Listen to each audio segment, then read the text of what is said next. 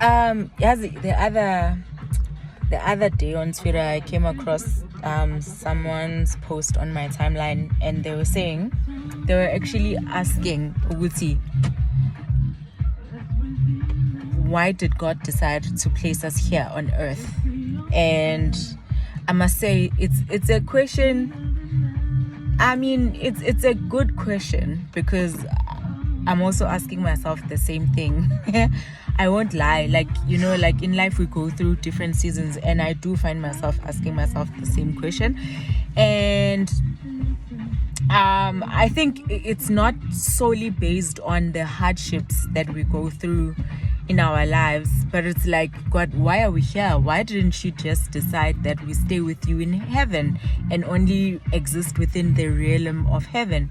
And then today I was reading this book, Prayers by the late Dr. Miles Monroe, and then he's explaining why God created heaven and earth. So I hope it makes sense. So I hope it makes sense, because I'm going to explain or articulate how I understood from having read what Dr. Miles Monroe was saying in pertaining to answering why God brought us here on earth. So the question is, why are we here on earth? So God created heaven and earth, and on earth he said we shall subdue and everything that is on earth, like we shall have dominion and power over it. So we are here on earth to have power and dominion in the earthly realm, and God has power and dominion in the heavenly realm.